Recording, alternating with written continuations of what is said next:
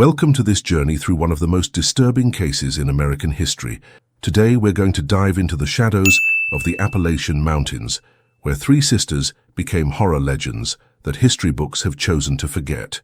Before we start, leave it in the comments of where you're watching. Is anyone there near the mountains where it all happened? It was the year 1873. The United States was still bleeding the wounds of the Civil War, which ended just 8 years earlier. The South was ruined, whole families had lost everything, and in the mountainous regions of West Virginia and Kentucky, the law was only a distant idea. On those heights covered in perpetual fog, where the peaks were lost among the low clouds and the valleys hid ancient secrets, a story was born that to this day makes the locals lower their voices when mentioned. The Appalachian Mountains have always had a dark reputation. Since the times of the first settlers, these densely wooded elevations have held mysteries, trails that disappeared without explanation, travelers who entered and never left, strange sounds echoing among the pine trees at night, but nothing compared to what was about to happen on a small, isolated property in Pike County, Kentucky, near the West Virginia border. The Whitlock family had lived there for generations. They were typical mountaineers, tough people forged by hard work and isolation. His father, Jonathan Whitlock, had returned from the war with only one arm and an even more bitter disposition than before. The mother, Sarah, had died in childbirth of the triplets in 1852, leaving three identical babies who would come to be known as Martha, Clara, and June. 21 years later, those girls would become something very different from what anyone could have imagined. Growing up without a mother in those mountains was hard enough. Growing up with a drunk and violent father was hell. The nearest neighbors, the Carpenters, lived nearly 3 miles apart along a steep and treacherous trail. There was no school in the region. There was no church. There was nothing but forest, cliffs, and the howling wind that swept through the canyons.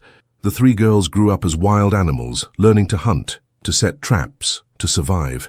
Jonathan rarely went down to the town of Pikeville, the county seat. When he went, he came back drunk and furious, usually after having lost money in card games in the saloons. The sisters learned from an early age to hide when they heard his heavy footsteps walking up the trail. They learned to be silent. They learned not to cry no matter what. And they also learned something darker, that in those mountains, far from any authority, a person could do just about anything without consequences. The first sign that something was terribly wrong came in May of 1873. A traveling merchant named Elias Turner passed through the Whitlock estate selling cloth, tools, and medicine. It was common practice at that time. Merchants traveled from farm to farm, bringing news and products that the Highlanders could not make themselves. Elias had been known in the region for years, a kind, middle-aged married father of 4 who lived in Prestonsburg. Elias never returned home. His wife waited a week before going to the Floyd County Sheriff. A search was organized, but in the Appalachian Mountains, looking for someone was like looking for a needle in a haystack the size of an entire state. The trails multiplied, divided, disappeared. Deep ravines swallowed any trace, and the forest was so dense that even a few meters away, a person could be completely hidden. Sheriff Thomas Blackburn, a veteran of the war with experience in tracking, followed Elias's familiar route. He talked to farmers who had seen him. The latest confirmation was from a couple who lived about 10 miles from the Whitlock property. They reported that Elijah had mentioned going there next. It was his last stop before returning home. The sheriff and 3 deputies went up to the Whitlock cabin on a rainy June afternoon. Jonathan received them on the balcony. He was visibly intoxicated. Even though it was only 3 o'clock in the afternoon, he denied having seen any merchant. He said that no one had been there in weeks. The 3 daughters appeared at the door, watching in silence. The sheriff noticed something disturbing about these identical young women. They didn't blink. They did not move. They just stood there, staring with empty eyes and cold as stones. They all wore shabby clothes soiled with mud. Her long dark hair fell unkempt over her shoulders. There was something primal about them, something that made the sheriff feel an involuntary shiver. Blackburn asked to search the property. Jonathan refused, saying there was no search warrant. Technically, he was correct. At that time, legal protections were taken very seriously, especially in the South, still resentful of post-war federal occupation. The sheriff had no authority to force entry without concrete evidence of foul play. He wrote everything down in his notebook and went down the mountain with his men, but that visit was marked in his mind. 3 weeks later, another disappearance. This time it was an itinerant preacher named Reverend Isaiah Morton. He traveled alone, bringing the word of God to the isolated communities of Appalachia. He was a man of 60, thin and frail, who depended on the hospitality of the faithful to survive. The Reverend also had a known route, and was also last seen heading to the higher mountains, where the Whitlock estate once stood. The disappearance of the Reverend Morton caused more alarm than that of Elias Turner. A preacher was a respected figure, even in the most remote regions. Churches in 3 counties mobilized. Search parties of up to 20 men walked the trails for days. They searched ravines, explored known caves, followed every clue imaginable. Nothing. The Reverend had simply vanished like smoke among the pine trees. Sheriff Blackburn returned to the Whitlock estate. This time it took 5 deputies and a county judge who had issued a search warrant based on the pattern of disappearances. Jonathan was even more hostile. He shouted that this was persecution, that he was a war veteran and deserved respect, that his property was sacred. But the law was the law, and Blackburn was unwilling to back down. The search lasted hours. The cabin was small, only 3 poorly built rooms. There was no basement. The barn contained rusty farm tools, a few bales of old hay, and nothing else. Men searched every corner, turned over straw, scanned the soil for freshly turned earth. The 3 sisters watched everything from the balcony, always together, always in silence. It was as if they were a single entity divided into 3 bodies. When one moved, the others moved. When one looked to one side, the others did the same. The behavior was so disturbing that some deputies avoided looking directly at them. They found nothing, absolutely nothing that could link the Whitlocks to the disappearances. The sheriff had to admit defeat and go down the mountain again. But something about that visit stayed with him, a visceral feeling that something was deeply wrong in that place. It wasn't just the oppressive atmosphere of the property or the strange family. It was something more. A smell in the air that he couldn't identify, an evil energy that seemed to emanate from the ground itself. During the summer of 1873, 3 more people disappeared. A fur trapper named William Hayes, a 19-year-old who was starting life as a trapper in the mountains. A rural doctor, Dr. Samuel Pritchard, who traveled between farms treating the sick and wounded. And a woman, the first female victim, named Rebecca Stone, who was fleeing an arranged marriage and trying to cross the mountains to reach relatives in Tennessee. Each disappearance followed the same macabre pattern. The person was seen heading towards the highest mountains. Someone mentioned that they had pointed to the Whitlock property as a landmark or place where they could ask for water or shelter, and then total silence. As if the mountains simply swallowed these people, leaving not a trace, not a clue, not a single belongings behind. Panic began to spread to neighboring counties. Newspapers in Pikeville, Prestonsburg, and even larger cities like Lexington began publishing articles about the mysterious disappearances in the mountains. Some called that region the Valley of Death. Others spoke of the vengeful spirits of soldiers killed in the war, of ancient creatures that inhabited the deep caves, of indigenous curses. The Appalachian Mountains had always had their legends, but now those legends seemed to come to life. Sheriff Blackburn was desperate. His reputation was at stake. He was an experienced lawman, had tracked down deserters during the war, had captured dangerous outlaws. But this time, I was dealing with something different. There were no bodies. There were no witnesses. There was no physical evidence of any crime, just people who went into the mountains and never left. In August of that year, Blackburn made a controversial decision. He recruited a group of trusted men and set up discreet surveillance around the Whitlock estate. It wasn't exactly legal, but it wasn't explicitly illegal either. They camped at strategic points on the trails leading to the cabin, hidden among the trees, watching who entered and who left. It was a risky operation. If Jonathan found out, there could be violence. But the sheriff felt he had no choice. For 2 weeks, nothing happened. Jonathan would go down to Pikeville once or twice, always coming back drunk. The 3 sisters were rarely seen. They went out only to fetch water from the nearby stream or to hunt. Always together, always in silence. The men who observed them reported that they moved through the forest with supernatural skill, practically without making a sound, like predators born in those mountains. Then, one afternoon in September, everything changed. A lone traveler appeared on the main trail. He was a middle-aged man, well dressed by the standards of the region, riding a bay horse. He carried saddlebags that seemed full, and a rifle strapped to his saddle. The watchman saw him pass and head toward the Whitlock property. They could not warn him without revealing his position. They had to watch helplessly as the man climbed the steep path until he disappeared among the trees. 2 hours later, the horse descended the trail, alone, no rider, no saddlebags, only the saddle empty and the reins loose. The animal was nervous, neighing and turning its ears back as if it had witnessed something terrifying. The watchman managed to capture the horse and took it to the sheriff's camp. Blackburn made his decision immediately. He gathered all his men, a total of 12 well-armed deputies, and went up to the Whitlock estate. This time there would be no conversation. This time there would be no retreat. They arrived at dusk, when the sun was already setting behind the distant peaks, tinting the sky blood red. The cabin was silent. Smoke rose from the chimney, indicating that there were people at home. But there was no movement. There was no sound. Only that heavy, unnatural silence that seemed to envelop the place like a shroud. The sheriff knocked on the door. No one answered. He hit again, harder, announcing his authority. Still nothing. He signaled for 2 deputies to force their way in. The door gave way easily. It was just leaning against it.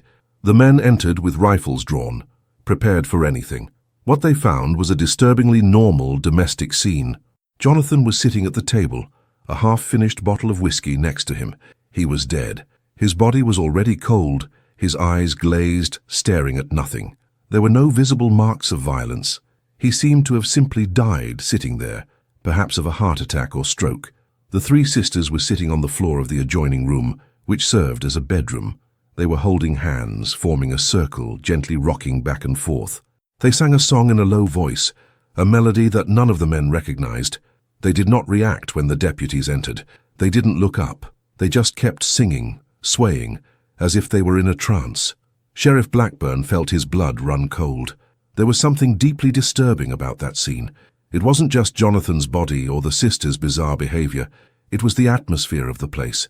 The air felt thick, hard to breathe. The shadows in the corners seemed to move on their own. And that smell, now he could identify it. It was the smell of decay, subtle but unmistakable, coming from somewhere. One of the deputies, a man named Henry Walsh, who had a strong stomach and experience with violent deaths from the war, began looking for the source of the odor. It didn't take long. At the back of the hut, partially covered with straw and old planks, was a trapdoor. No one had noticed it in previous searches because it was well camouflaged and covered with dirt. Walsh looked at the sheriff. Blackburn nodded. 2 men lifted the trapdoor. What was revealed at that moment would forever change the history of that region. Below the trapdoor was a space that wasn't exactly a basement, but rather a natural cavity in the rock. The Appalachian Mountains are filled with these formations, caves and crevasses, created over millions of years by water and geologic movement. Someone had discovered that, opening and incorporated it into the structure of the hut. And inside, in the damp, cold dark of the stone, were the belongings of at least 10 different people. Clothes neatly folded and stacked, boots of different sizes, saddlebags with groceries still inside, a Bible with the name of the Reverend Isaiah Morton engraved on the cover, tools of a merchant, medical instruments that could only belong to Dr. Pritchard, a woman's dress that was certainly by Rebecca Stone. Each object told a story. Each piece was silent evidence of a life interrupted. But there were no bodies. That was the most disturbing detail of all.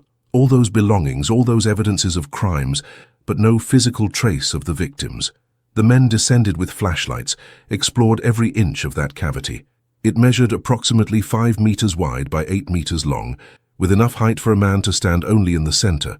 The walls were of damp limestone.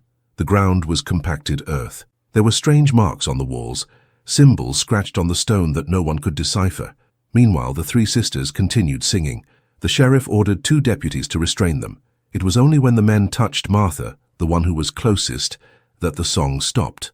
The 3 of them turned their heads at the same time, moving in unnatural synchrony, and stared at the deputies with eyes that looked completely black in the dim light of the lamp. One of them, impossible to say which one because they were absolutely identical, smiled. It wasn't a human smile. It was something wild, predatory, devoid of any recognizable emotion. The deputies handcuffed the 3 sisters using chains they had brought. Even tied up, they continued to move in unison, breathing in the same rhythm, turning their heads simultaneously to observe the men's every move. None spoke a word. None asked what was happening or tried to defend themselves.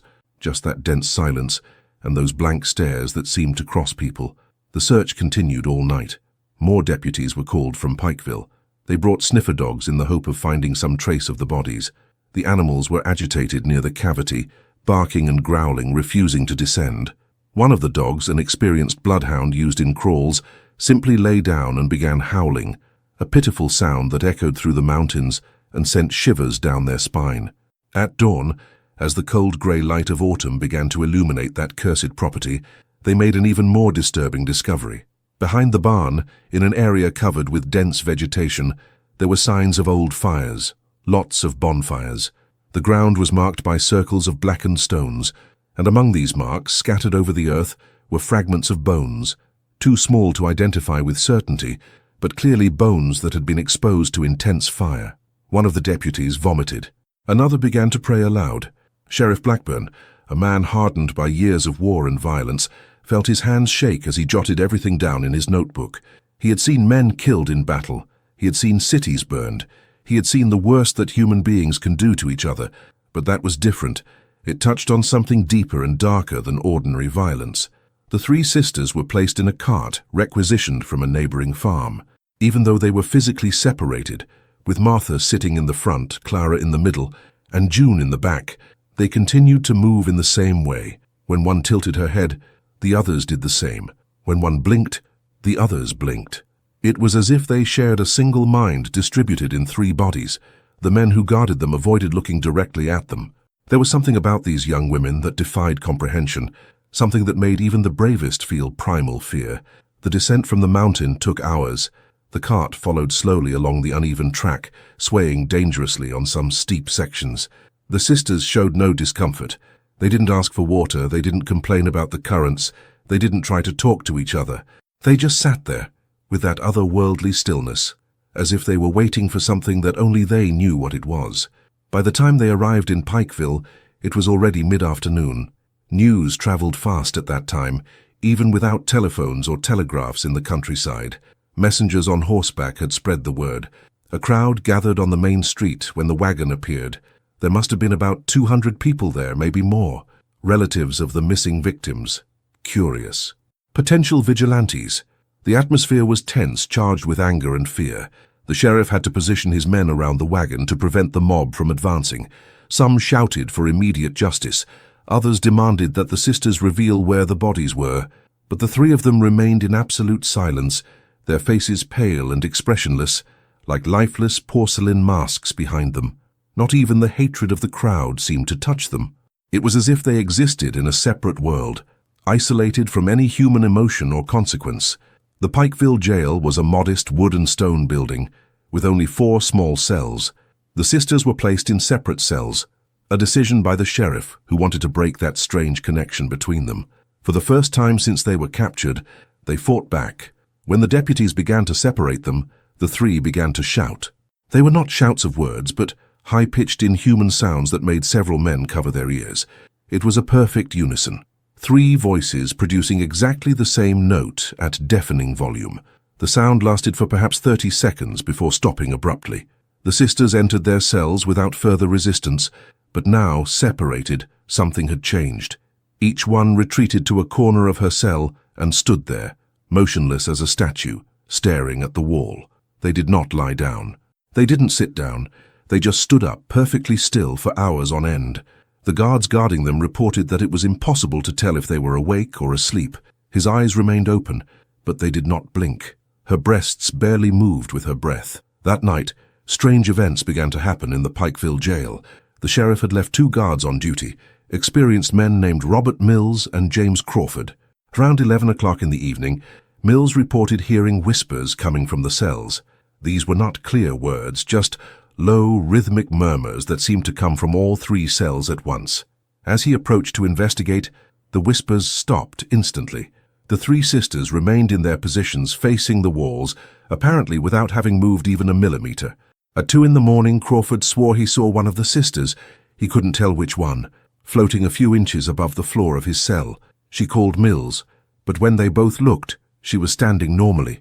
The 2 men exchanged nervous glances. Neither wanted to admit that they were afraid, but they both felt it. There was an oppressive presence in that building, as if the very walls were impregnated with something evil. At dawn, when Sheriff Blackburn arrived to check on the prisoners, he found his guards visibly shaken. Mills had deep, dark circles under his eyes and trembling hands. Crawford was pale and in a cold sweat, despite the crisp morning air. Both asked to be relieved of that task. Blackburn did not argue. He himself felt the heavy atmosphere when he entered that corridor where the sisters were confined. Meanwhile, the investigation into the Whitlock estate continued. More men had been sent, along with the county's medical examiner, Dr. Albert Brennan. Jonathan's body was examined right there, on the table where he had died. Brennan found no signs of violence or obvious poisoning. The man simply appeared to have died, possibly of heart failure related to chronic alcoholism. But there was something that intrigued the doctor. Jonathan's eyes were extraordinarily dilated, his pupils huge, as if he had seen something terrifying in the final moments. Analysis of the bone fragments found near the fires has brought confirmation of what everyone feared. They were human bones, small fragments of skulls, pieces of ribs, fragments of long bones of the legs and arms. All had been exposed to extremely high temperatures. The doctor estimated that it would take fires kept burning for many hours, perhaps whole days, to reduce human bodies to that state. It was a meticulous, almost ritual process that spoke of planning and repetition. Even more disturbing was the discovery of a diary. It was hidden under a loose board in the sisters' room, wrapped in an oiled cloth to protect it from moisture. The diary belonged to Sarah Whitlock, the mother who had died in childbirth 21 years earlier. The entries were irregular and difficult to read, written in shaky handwriting and smeared in several places, but the content was revealing in ways that no one expected. Sarah wrote about her difficult pregnancy, about disturbing dreams I had every night, dreams of 3 shadowy figures who visited her, who whispered things in a language she didn't understand, but somehow understood perfectly. She wrote about waking up with strange marks on her skin, scratches she didn't remember receiving, about the growing feeling that I was carrying something that wasn't entirely human. The final entries, written days before the birth, were almost illegible. Sarah described visions of 3 identical girls who would grow up to become something terrible. She begged God for forgiveness, though she didn't make it clear what she was asking for forgiveness for. It mentioned an ancient cave deep in the mountain, a place where the Cherokee natives who lived there before the settlers performed rituals that had been forgotten over time. She said that she felt the presence of that place calling for her, pulling the children in her womb. The last diary entry was just a line, written in large irregular letters that ran across the page like a silent cry. "They're not mine. They belong to the mountain." Sheriff Blackburn read those words sitting on the porch of Whitlock cabin, watching the sun set over the distant ridges. He was not a superstitious man. He had seen enough of the real world not to believe in ghosts or spirits. But he held that diary in trembling hands, feeling the weight of the words of that woman who had been dead for so long. There was something about that mountain, something predating the Whitlocks, predating perhaps the settlers themselves, and somehow the 3 girls were connected to it. Back in Pikeville, preparations were being made for the trial. The county prosecutor, a man named Nathaniel Pierce, was mounting the case against the sisters. It was a complex legal situation. They had abundant circumstantial evidence, the belongings of the victims, the bone fragments, the clear pattern of disappearances, but they had no identifiable bodies. They had no witnesses to any crime, and they had no confessions. The 3 sisters simply did not speak. Pierce brought in experts from Lexington, an experienced prosecutor who had worked on serial homicide cases, although the term was not yet used at that time. A psychiatrist, a rarity in the region, who examined the sisters through the bars of their cells. The psychiatrist, Dr. Heinrich Müller, a German immigrant with a European education, spent 3 days observing the young women. His report was disturbing. According to Müller, the 3 did not show normal signs of human consciousness. They did not react to external stimuli in the expected way. They showed no fear, anger, sadness, or any recognizable emotion. When he tried to talk to them, there was no answer, not even acknowledgement that someone was talking. It was as if they existed in an altered state of perception, disconnected from the reality shared by most people.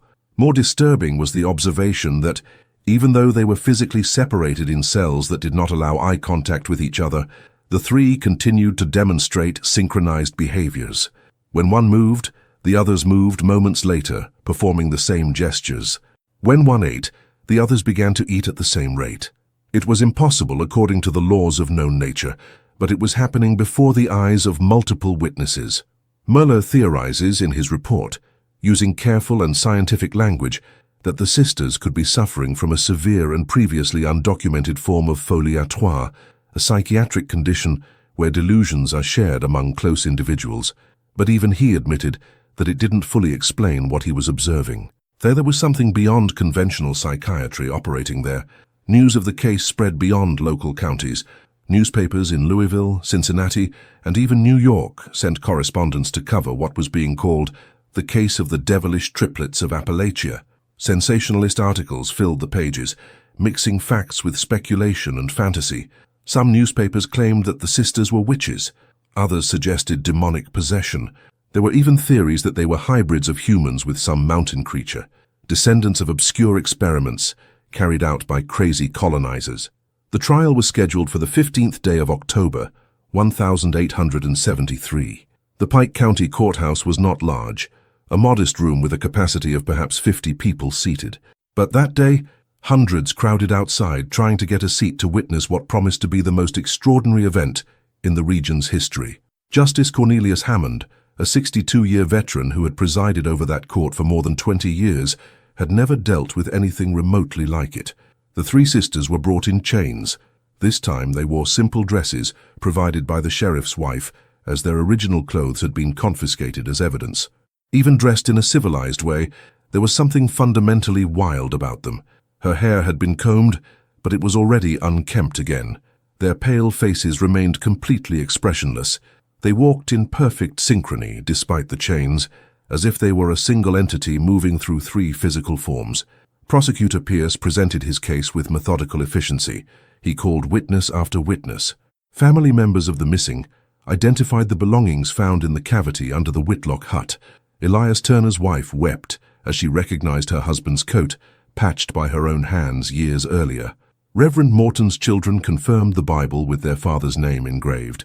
Rebecca Stone's sister identified the dress through a specific detail in the embroidery she had done herself. The coroner presented his analysis of the bone fragments. He explained in technical terms how the bones had been deliberately burned and processed. He showed illustrations of how fires sustained for prolonged periods would be necessary. He estimated that the fragments represented the remains of at least 8 different individuals, based on the variety of bone sizes and structures. Some members of the jury were visibly nauseated by the testimony. Dr. Mueller presented his psychiatric observations. He talked about the sisters' abnormal behavior, their apparent lack of moral conscience, their inexplicable connection even when separated. He avoided terms such as evil or possession, keeping himself in the realm of science and medicine. But his words painted a disturbing picture of three minds that operated in ways that were completely alien to normal human standards. Throughout the testimony, the three sisters remained seated at the defense table, staring straight ahead with blank expressions. They did not react when the victim's belongings were shown. They showed no emotion when family members cried in the witness stand. It was as if they were completely disconnected from everything that was happening around them, or as if they simply didn't care.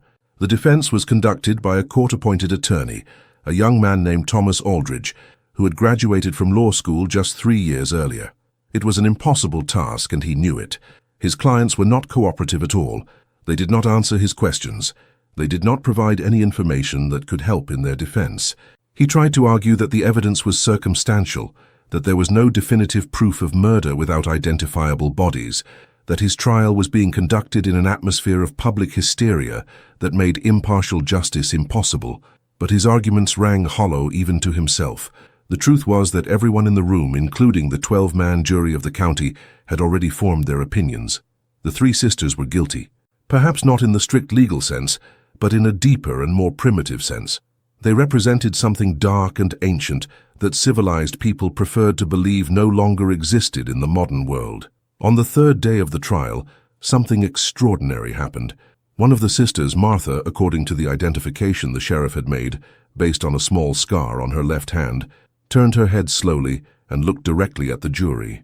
It was the first time that any of them had shown conscious recognition of what was happening around them. His gaze ran over each of the 12 men, lingering on each face for a few seconds.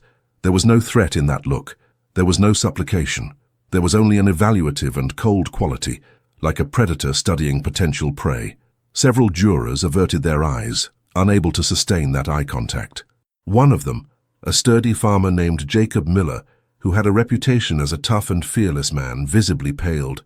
He would later tell others that when Martha looked at him, it felt as if she could see through him, as if she was reading not only his thoughts, but something deeper, something in the very essence of his soul. After going through all the jurors, Martha turned her attention to Judge Hammond. For a long moment, the two figures stared at each other through the courtroom. The judge, to his credit, did not look away. He was a man of faith and law who did not believe in allowing himself to be intimidated, but even he felt something deeply disturbing in that eye contact. There was an intelligence there, ancient and vast, that should not exist behind the eyes of a 21-year-old girl raised in a secluded cabin in the mountains. Then Martha smiled. It was only a slight arching of the lips, but it completely transformed her face. There was no humor in that smile. There was no joy.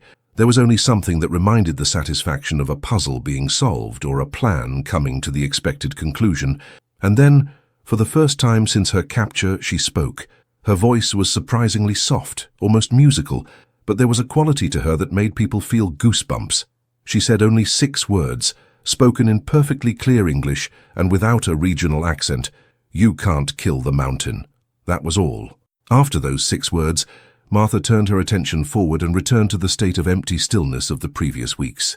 But those words hung in the air of the courtroom like toxic smoke. Some onlookers began to whisper to each other.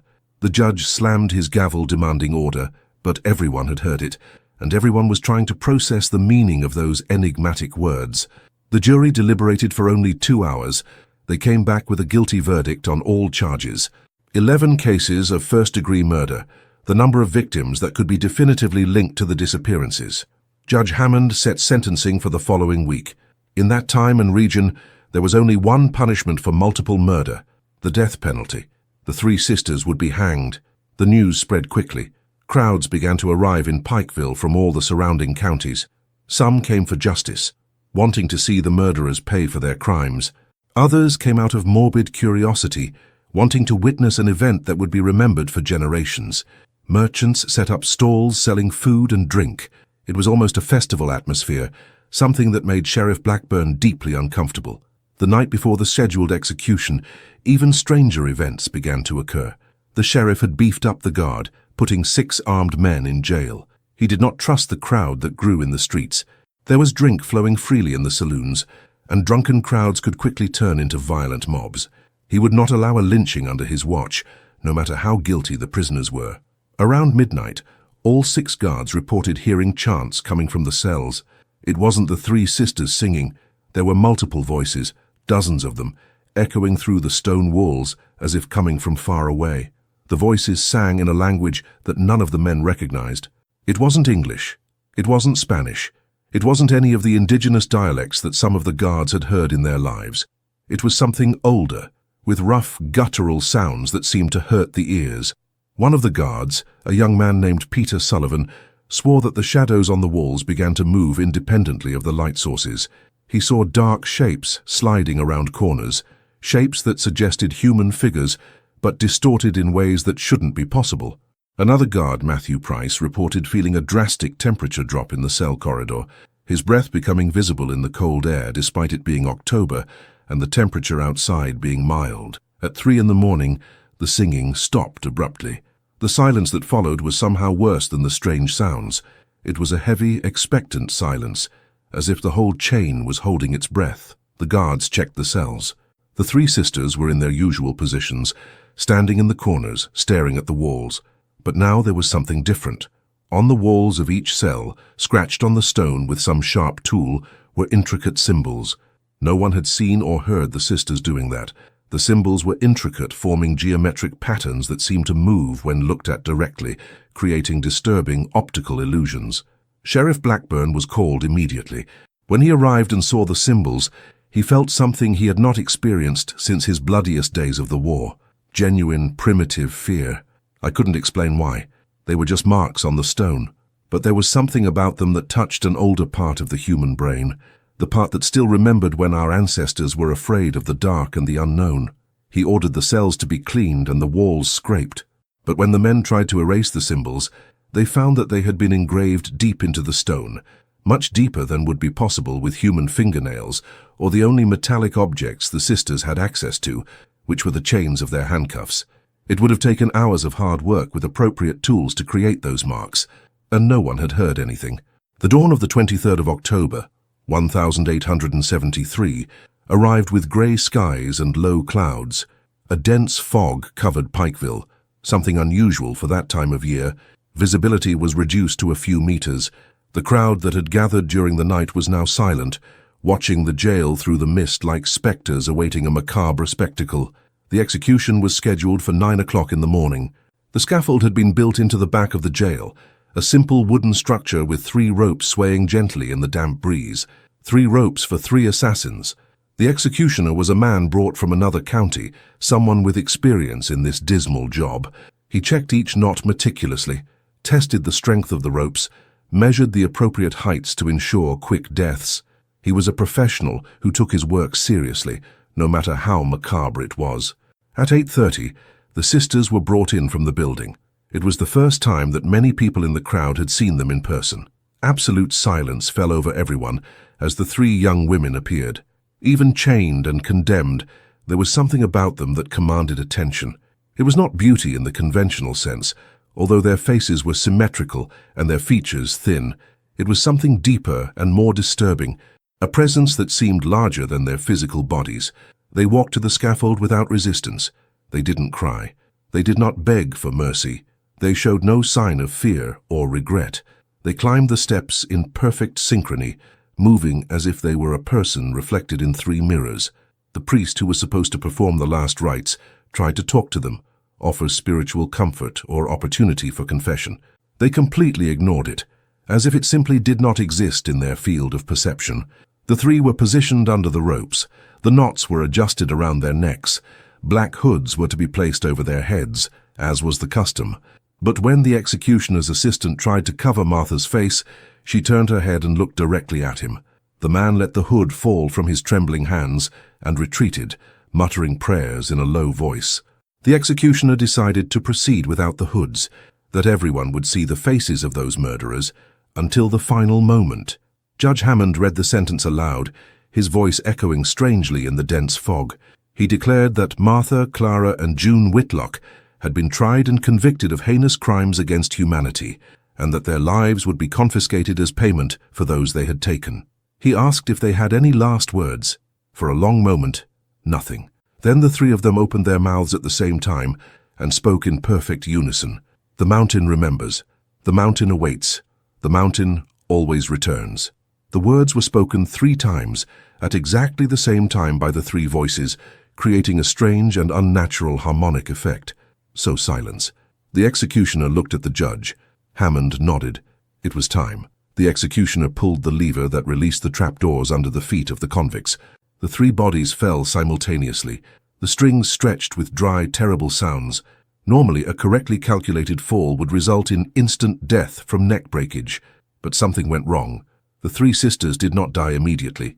They hung around, bodies writhing, for a time that seemed like an eternity but was probably less than a minute.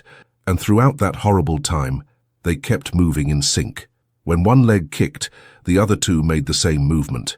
When one arm contracted, the other 2 contracted identically. Some spectators turned around, unable to watch. Others prayed aloud. The doctor present to confirm the deaths watched with horrified fascination. Finally, the movement ceased. The 3 bodies stood motionless, swaying gently on the ropes. The doctor waited the regulation 5 minutes before approaching to check the pulses. He climbed on stools, touched each neck. There was no heartbeat. The 3 Whitlock sisters were dead. But then something happened that would make that day a legend whispered for generations. At the exact moment the doctor pronounced the 3 dead, the surrounding mist began to move strangely. It was not the natural movement of the wind. It was as if the mist itself was curling up, forming circular patterns around the scaffold. The temperature dropped dramatically. Men and women in the crowd began to see their breath condense into the sudden cold air, and then came the sound. A distant rumble coming from the mountains, like thunder but different.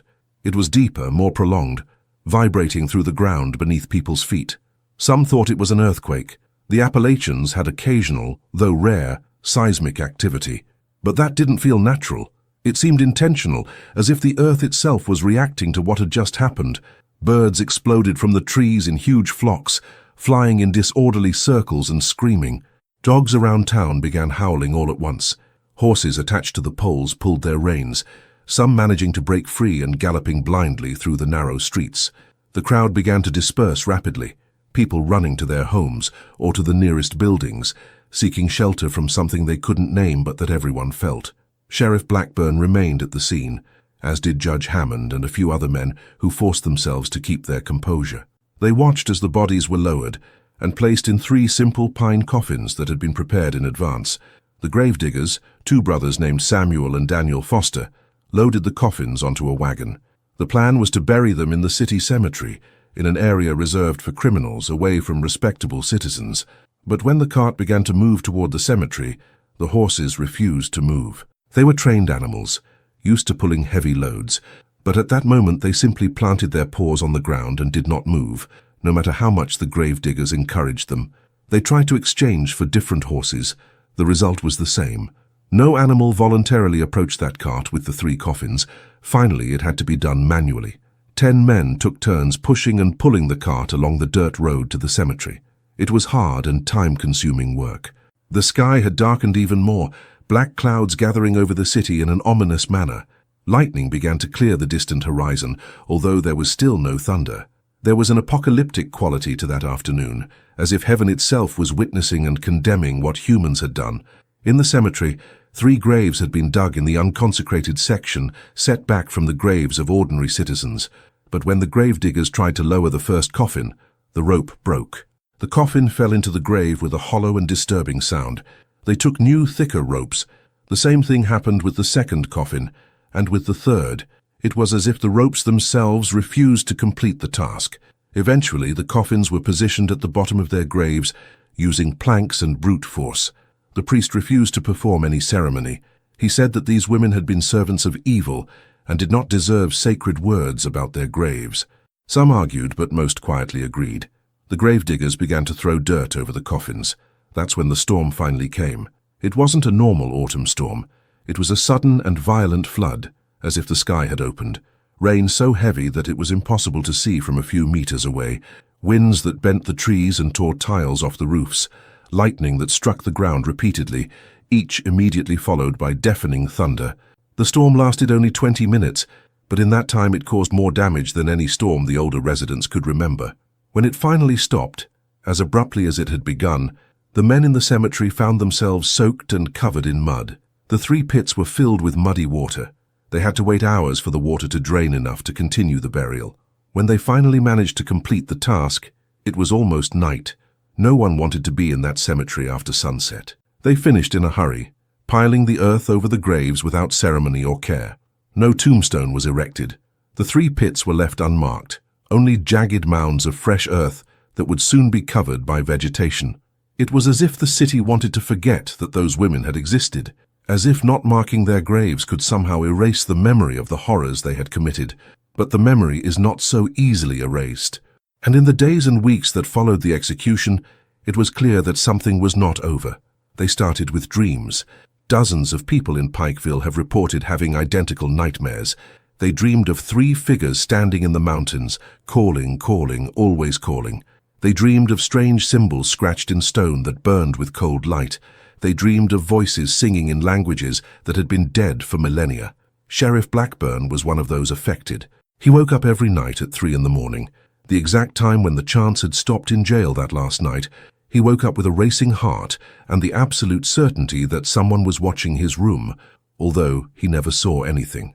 His wife noticed that he began to avoid looking at the mountains to the north, the same mountains where the Whitlock estate once stood. Judge Hammond developed a tremor in his hands that he could not control. He tried to hide it from everyone, but he was there, constant and persistent. At night, when he was alone in his office, he sometimes heard whispers coming from the dark corners. He could never understand the words, but the tone was unmistakable. It was mockery. It was the promise of something terrible yet to come. The judges began to have strange experiences. Jacob Miller, the farmer who had turned pale when Martha looked at him during the trial, found all of his animals dead one morning. 30 head of cattle, a dozen pigs, chickens, all killed during the night without marks of violence or disease, simply dead, as if something had drained their life. Another juror lost his home in an unexplained fire. Another had all his crops die overnight, the plants withering and darkening as if they had been poisoned. And then the disappearances started again, not as frequent as during the sisters' reign of terror, but occasional enough to keep everyone on their toes. A child who was playing near the forest was never found again. An experienced hunter, who knew those mountains like the back of his hand, disappeared without a trace. A peddler who passed through Pikeville and was last seen following the road that led north into the mountains. 6 months after the execution, in the spring of 1874, an expedition was organized to investigate the old Whitlock estate.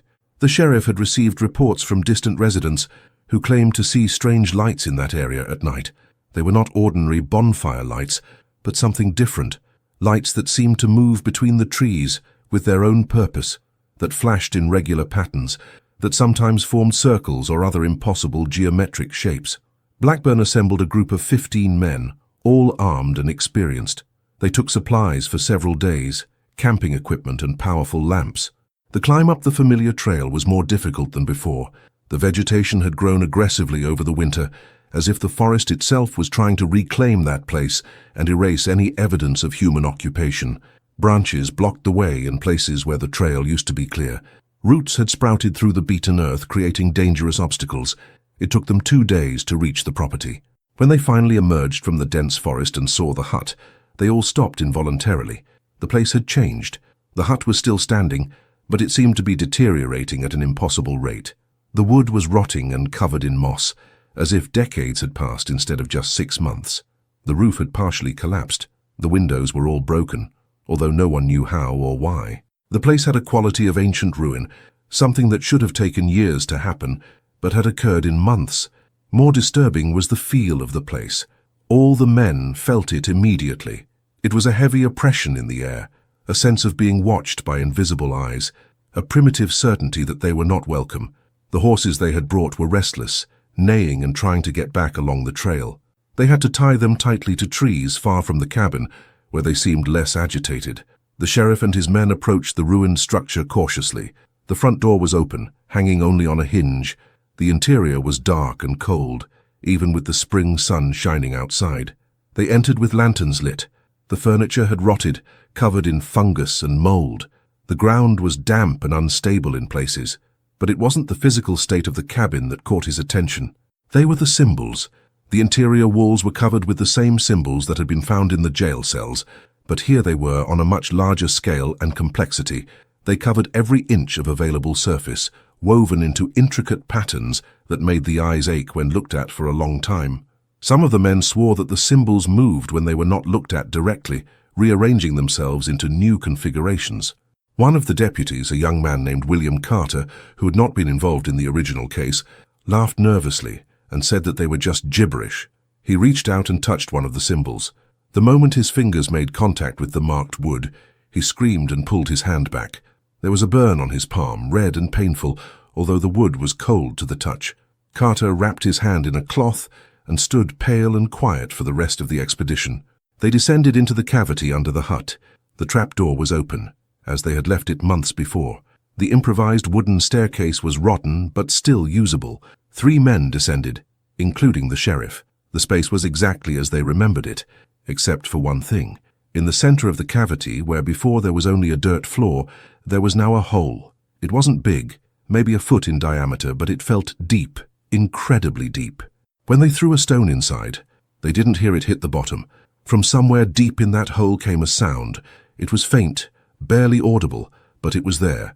A low, steady hum, as if something very large were vibrating in the bowels of the earth. And occasionally mixed in with the buzzing there was something that could be voices. Singing, always singing, the same strange melody that the guards had heard in jail that last night before the execution. The sheriff ordered them to leave the cavity immediately. There was something about that sound that tapped into primal fears, something that told an ancient part of the human brain to run, to move away, never to come back. When they emerged, they all silently agreed that the hole should be sealed. They began to throw large stones into it, trying to fill it, But no matter how many stones they threw in, the hole remained empty. It was as if they were throwing objects into a bottomless abyss that simply swallowed everything. Eventually they gave up. They covered the trapdoor with heavy planks and stones, as much weight as they could accumulate. They knew it would be of no use, but they needed to do something. The feeling of helplessness was overwhelming. They had executed the three sisters. They had won, but somehow it didn't feel like a victory. It just seemed like the end of a chapter in something much bigger and older. They decided to burn the hut. It was the only way to ensure that no one else would be attracted to that place, that no one else would come into contact with those symbols on the walls. They piled dry wood around the structure, poured kerosene they had brought and set it on fire. The flames caught on quickly, rising high in the afternoon sky. The rotten wood burned with surprising intensity, as if it was eager to be consumed. But when the fire reached the walls with the symbols, something strange happened. The flames took on colors that should not exist. Deep greens and purples that hurt the eyes, blues so intense that they looked cold instead of hot, and from the smoke that rose came sounds. It wasn't just the normal cracks of burning wood. They were voices again, shouting or singing or perhaps both, in languages that no man alive could understand. The men retreated, watching from a safe distance as the hut was consumed completely. It took hours.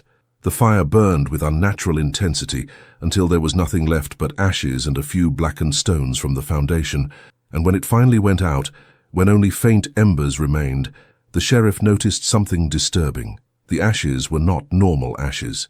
They were black as coal, but when touched, they didn't get dirty. They were instantly cold, as if they had never been in contact with fire, and in some places, the ash had settled in patterns, the same symbols that were on the walls. That night, they camped at a considerable distance from what remained of the Whitlock property. No one slept well. Everyone heard sounds coming from the surrounding forest, steps that did not belong to any known animal, branches breaking as if big things moved between the trees, and always that distant corner, coming from somewhere deep in the mountain, three voices in perfect harmony, singing a melody that seemed to predate humanity itself. At dawn, they left quickly. The descent was faster than the ascent, driven by the collective desire to leave that place behind. When they finally emerged from the mountains and saw Pikeville in the distance, everyone felt a palpable relief. But they also knew, without having to argue, that nothing had been resolved. The three sisters were dead and buried. The hut was destroyed, but the mountain remained, and the mountain remembered. In the years following the 1874 expedition, the story of the Whitlock sisters became part of dark Appalachian folklore, but it was not counted as entertainment. It was whispered as a warning. The locals learned to avoid certain areas of the mountains, especially near what had been the Whitlock estate. Experienced hunters who once walked those trails without fear now made long detours to avoid going there. Families living in the more remote regions began to move to more populated areas, abandoning huts and land that their families had occupied for generations. Sheriff Blackburn was never the same after that last expedition. He continued in his position for another 3 years, but something fundamental had changed in him. Her hair turned completely white before the age of 50. I developed a visible tremor whenever someone mentioned the mountains. In 1877, he resigned his post without explanation and moved with his family to Louisville, a large and bustling city where the mountains were only a distant line on the horizon. He never spoke publicly about what he saw on that last trip, but those close to him said that he woke up screaming at night, always at the same time, always with the same terror in his eyes. Judge Hammond remained in Pikeville, but he refused any case involving crimes that occurred in the most remote mountainous regions. The tremor in his hands progressively worsened. In 1880, he suffered what doctors called a nervous breakdown. He spent his final years in a mental institution in Lexington, where he spent his days drawing the same symbols over and over again on any available surface. The attendants burned his drawings daily, but he always redid them. When he died in 1883, his last words were the same as Martha had said in court: "The mountain remembers." The jurors in the original trial had varying fates, but they all shared a disturbing pattern. 9 of the 12 men died under strange circumstances before they turned 60. Jacob Miller, the sturdy farmer who had lost all his animals, disappeared during a storm in 1879. His body was never found, despite extensive searches. Another juror was found dead in his own bed with no marks of violence or signs of illness, simply dead with wide eyes staring at the ceiling. A third gradually went mad, stating that he saw 3 identical women watching him from afar wherever he went, always at the edge of his vision, always disappearing when he looked directly. The 3 jurors who survived to old age did something in common. They all left Pike County and never returned. One moved to Pennsylvania, another went to Ohio. The third reached as far as California, putting the entire continent between it and those mountains. When interviewed in their final years, they all refused to talk about the trial. They changed the subject. They were visibly agitated. It was as if the simple act of remembering could bring back something they preferred to leave, buried in the past. The cemetery where the 3 sisters were buried also became the site of unexplained events. The gravediggers reported that the earth over the 3 pits never settled completely. No matter how many times it was pounded or planed, it always went back to forming irregular mounds. The vegetation refused to grow over the graves. While other pits were quickly covered with grass and weeds, those 3 remained like open wounds in the earth, patches of dark, barren soil that nothing would touch. People who visited the cemetery, especially at dusk, reported disturbing experiences. Some heard whispers coming from the graves. Others saw shadows moving between the tombstones, even on moonless nights, when there shouldn't be enough light to create shadows. There have been reports of female figures watching from the edges of the cemetery, always in groups of 3, always identical, always disappearing when someone approached. Many regarded these stories as superstition or overactive imagination, but the accounts were too consistent, coming from 2 reliable witnesses, to be easily dismissed. In 1886, 13 years after the execution, something extraordinary happened. A strong earthquake struck the region, something rare but not impossible in Appalachia. The quake caused moderate damage in Pikeville, cracking walls and knocking down some chimneys. But in the cemetery, the effect was much more dramatic. The Whitlock sisters' 3 graves collapsed, sinking into the ground as if there was a void beneath them. When the gravedigger went to investigate after the earthquake, he found the graves completely empty. The coffins had disappeared. There was no tunnel or evidence that they had been unearthed. They simply weren't there anymore. The gravedigger descended to the bottom of one of the graves with a rope and flashlight. He found only solid earth and stone. No sign of rotting wood, no fragment of tissue, no trace of human remains. It was as if the bodies had never been buried there. As if the entire execution and burial had been just a collective dream. The news spread quickly, but was met with tense silence rather than public alarm. It was as if everyone knew, on some deep, unspoken level, that questioning or investigating too much would be dangerous. The incident was recorded in county files as pits damaged by seismic activity. No search was organized. No investigation was conducted. The 3 graves were simply filled back in and left unmarked, just as they had been before. But the disappearances in the mountains continued, not as often as the Whitlock sisters' days, but regularly enough to keep the memory and fear alive. Every few years, someone would go into those mountains and not come back, always following the same pattern, always in the same general region, always without leaving a trace or clue. Authorities have learned to record such cases as lost in rough terrain, or presumably attacked by wildlife. It was easier than confronting the truth that everyone suspected, but no one wanted to admit.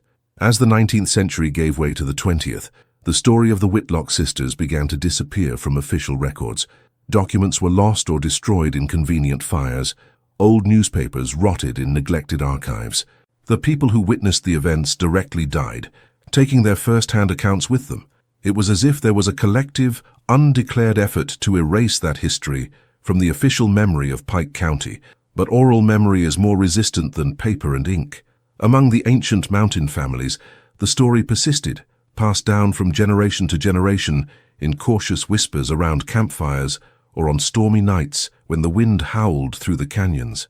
By the early 20th century, with the arrival of modernization and industrialization, even in the remote regions of Appalachia, many hoped that the old superstitions would finally die out. Railroads were built, roads improved, electricity has reached smaller towns, phones have connected communities that were previously isolated by days of travel. The world was getting smaller, brighter, less mysterious, but the mountains remained essentially unchanged, and the disappearances continued. During the 1920s, a young historian at the University of Kentucky, named Theodore Ashford, became fascinated by the legends of the mountains. He had grown up hearing stories about the Whitlock sisters from his grandmother, who had lived in Pikeville during his youth. Ashford decided to investigate the truth behind the legends, to separate fact from fiction, to properly document what had really happened in those dark days of 1873. He spent months searching through archives, searching dusty courtroom basements, interviewing descendants of people involved in the original case. He managed to find fragments, the record of the trial, although incomplete, some yellowed newspaper articles, the coroner's report surprisingly preserved, and more importantly, he was able to locate 3 people still alive who were children at the time of the execution and remembered seeing the sisters being led to the scaffold. The testimonies of these elders were consistent in disturbing detail. Everyone remembered the unnatural fog. Everyone remembered the sound coming from the mountains as the strings stretched. Everyone remembered the feeling that something much bigger and older than those 3 young women was present that day. One of the witnesses, a 78-year-old woman named Elizabeth Porter, said something Ashford would never forget. They were not evil, young man. They were just the servants. The real evil is still up there in those mountains, waiting, always waiting. Ashford decided to do what no one had done in decades. He would climb up to the site of the old Whitlock estate. He would document what was left. Perhaps he would find physical evidence that could give more context to the story. It was the summer of 1927. He set out alone, against the advice of virtually everyone he spoke to, carrying camping gear, a camera, and notebooks. It took 3 days to locate the place. The trails had completely disappeared, reabsorbed by the forest. It used old maps and descriptions of historical records to navigate. When he finally found the spot, he recognized it only by the blackened stones that marked where the hut had been. The vegetation had claimed everything. Trees grew through what had been the foundation. Thick vines covered the stones. But there was something in the air, a quality he couldn't define but that made him feel deeply uncomfortable. Ashford took photographs. He took measurements. He wrote everything down meticulously. I was looking for the entrance to the cavity under where the cabin had been when the sun began to set. He had planned to camp there for one night, but when darkness began to fall and the sounds of the forest changed, something primal in his brain screamed at him to get out. It was not rational fear. It was pure and instinctive terror. He hastily gathered his equipment and began to descend the mountain, even as the light failed. He couldn't. The darkness caught up with him before he was far enough. He had to hastily set up camp in a small clearing, light a fire and wait for dawn. It was the longest night of his life.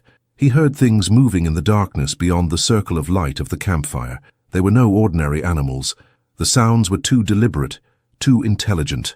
And then he heard the voices, 3 voices singing in harmony, coming from somewhere deep in the mountain, the same melody that had been described in the ancient accounts, the same chant that the guards had heard in jail decades earlier. Ashford didn't sleep that night. He sat with his back against a tree, constantly feeding the fire, praying that dawn would come soon. When he finally arrived, he went down the mountain faster than he had climbed, practically running on the steepest sections. His photographs, when developed, showed only vegetation and stones, but in several of them there was something strange, shadows that did not correspond to any visible light source, blurred shapes in the background that could be defects of the film or could be something more. Ashford never published his research. The materials he had collected were found after his death in 1952, stored in a box in the attic of his house with a note attached. Some stories are not to be told. Some truths should not be known. Let the mountains keep their secrets. His family donated the materials to the university's archives, where they remain to this day, rarely consulted, almost forgotten. But the story doesn't end there. Even today, more than 150 years after those terrible events of 1873, residents of the mountainous regions of eastern Kentucky and West Virginia still know the story. They still avoid certain areas. They still whisper warnings for visitors and tourists thinking of exploring the most remote parts of Appalachia. Rangers report occasional disappearances, hikers who go off marked trails and are never found, experienced hunters who have known those mountains for decades but who somehow get lost and disappear. And there are the reports. There are always reports. People who swear they saw 3 identical women watching from afar in the mountains, always dressed in an old-fashioned way, always completely immobile, always disappearing when someone blinks or looks away, campers who hear strange songs at night, melodies in languages they don't recognize, photographs taken on remote trails that, when examined later, show figures in the background that no one saw when the photo was taken. 3 figures, always 3. Skeptics dismiss it all as folklore, superstition of people from the countryside, exaggerated stories told to scare tourists. And perhaps they are right. Perhaps the Whitlock sisters were just 3 deranged women who committed terrible crimes and paid the price. Perhaps everything that came after is just coincidence and imagination, patterns that the human mind creates when faced with chaos and the unknown. Maybe there's nothing in those mountains but trees, rocks, and wildlife, but those who live in the shadow of Appalachia know better. You know that there are places in this world where the line between the natural and the supernatural is thinner, places where ancient things still dwell, prior to civilization, perhaps prior to humanity itself, places where the earth holds memories and secrets that should not be disturbed. And they know that Martha, Clara, and June Whitlock, if those were really their names, were only temporary manifestations of something much older and much more patient. The mountain remembers. The mountain awaits. The mountain always returns. Those words echo through the decades, as true today as they were on that dark October morning when they were first spoken, and on moonless nights when the wind blows cold through the canyons and the pine trees whisper ancient secrets.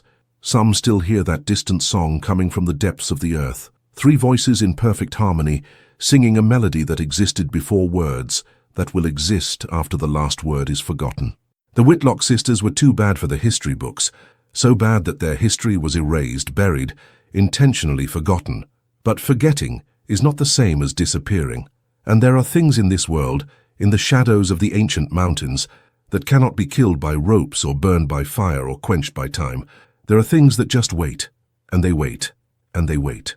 If you've made it this far on this journey through one of the most disturbing and forgotten cases in American history, I hope you found something that makes you think about the mysteries that still exist in this world. If this story touched you in any way, leave your comment below telling us what you think. Subscribe to the channel for more dark and forgotten stories like this one. Turn on the notification bell so you don't miss any of the disturbing cases we bring you every week. And if you know someone who appreciates true historical mysteries, share this video. The more people who know about these stories, the less likely they are to be completely forgotten. Until the next journey in the shadows of history.